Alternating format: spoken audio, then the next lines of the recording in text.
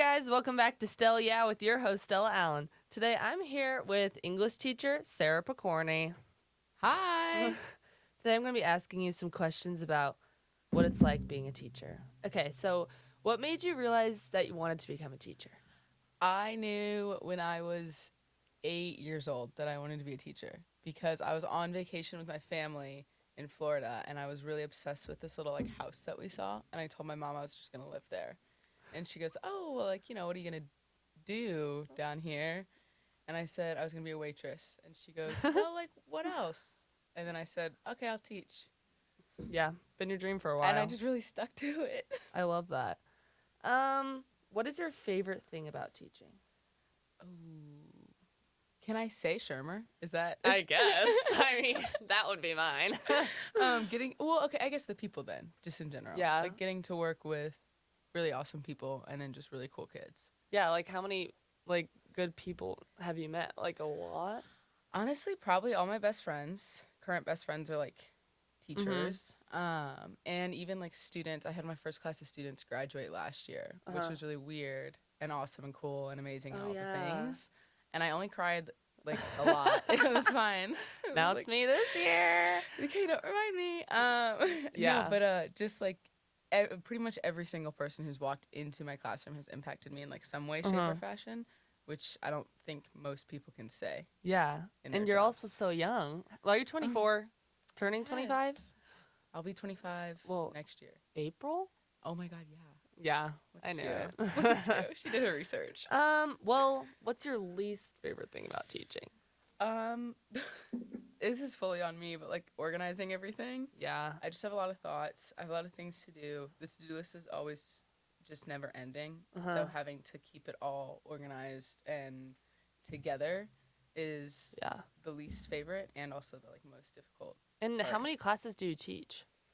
I teach 2 sections of US Block, 1 section of AP Literature, and this year I have a freshman advisory. Oh, is teaching an AP class challenging being teaching such hard stuff? It was the first year. Not because of the content, but just because of imposter syndrome. I was wait, I was just taking the AP exam and now I'm teaching people how to take the AP exam. Yeah. But that's gotten better. I mean, I also have changed it every year. So I've kind of made it more difficult than it needs to be because I'm figuring out what I want to do with it. But it's gotten better and easier and more exciting to teach every year. So you think if you took the AP exam right now, would you get a 5? 5? Probably not. I think I could get a 4. I'm confident that I would pass. Yeah. And I'm pretty confident I'd get a 4. 5 if the reader is nice. Yeah. What'd you get when you first took it? 3, 4, 4. Yeah. I got a 3 on the AP World exam. I fell asleep on my AP European History exam.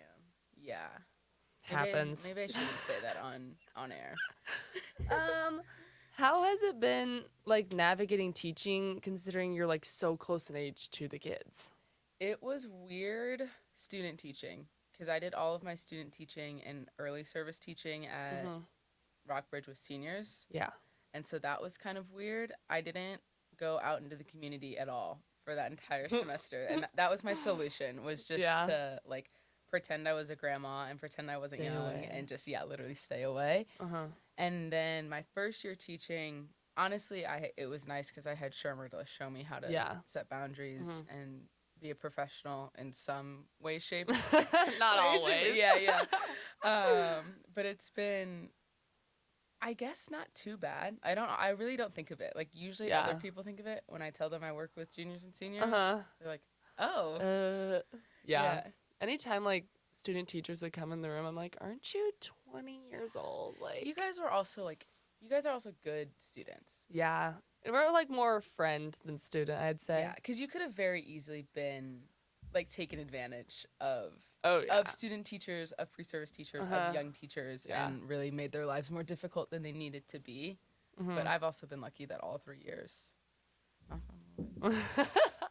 My freshman year civics teacher was also 24, but I was 14 at the time, so yeah, it was different. Was it Miss Davis? No, it was Mr. Dansby. But I love Miss Davis. Oh my gosh, I love both of them. Actually, I've had one conversation with Mr. Dansby. But he was funny. He's so Shermer coded, and I told him that, and he was like, no. That was a good impression. Yeah.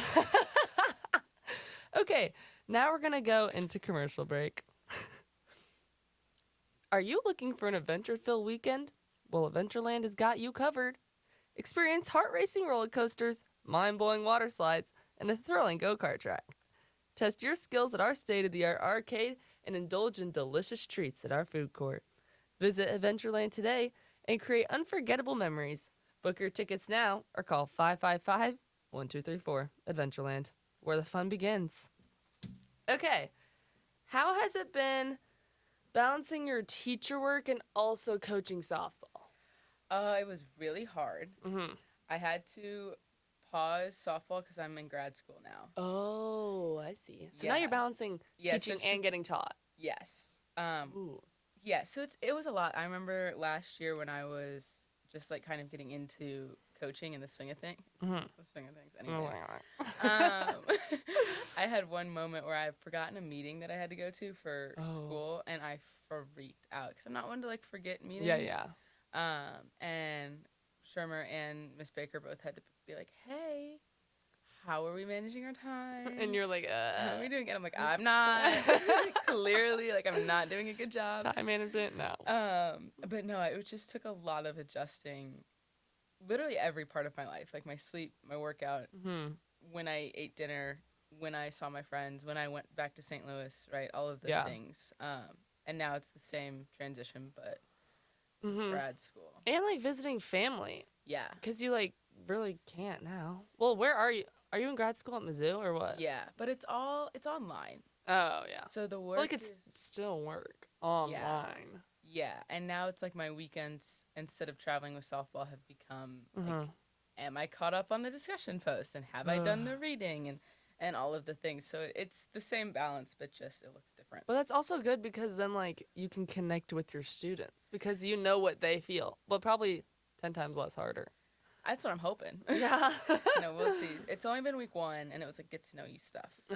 Nailed it, by the way. Nailed it. For anyone wondering. They ask you to write a paper and you just grade yourself. Yeah, I'm like, actually. Actually, it was right. How has teaching and being a part of Rockbridge like impacted your life? You've only been here for like, what, your 3rd year now? Yeah. But yeah. I honestly never, this is going to sound kind of weird, but I never saw myself like staying in Columbia. Yeah. When I was in school. Like it was always, I'm going to get the degree and graduate and do all this stuff and then go like figure it out.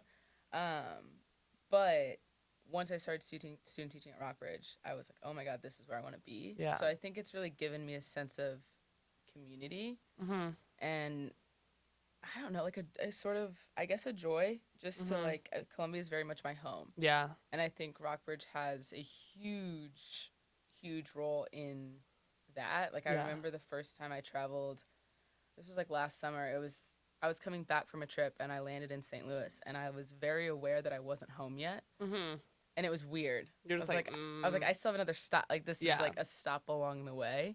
And I think Rockbridge is the reason it feels so home to me. Wait, so where did you go to school for undergrad? I went to Columbia College. Oh, I knew that. Yeah. And now I'm at Mizzou for grad school. Yeah. I've always wondered this question. Every year, you teach the same thing. Does it ever get tiring? I think eventually when I get good at teaching it, it might. But this year, like, in every year, like, we've always changed so many things. So we've yet to, like, repeat everything verbatim year to year, even in my AP. If we ever figure it out to the point where we love it and doesn't feel like it needs changing and we roll with that for a couple of years, then maybe. Yeah. But right now, no, because it's like, it feels it's still like getting started. Yeah. But like Shermer, how long has he been teaching for? He's only been doing U.S. studies for a year longer than me. Oh, really? Yeah, so he taught World. Oh, for like with Blackburn. Yeah, he's been with Blackburn and Dr. Klukowski for like I think like 7 years. 6 or 7.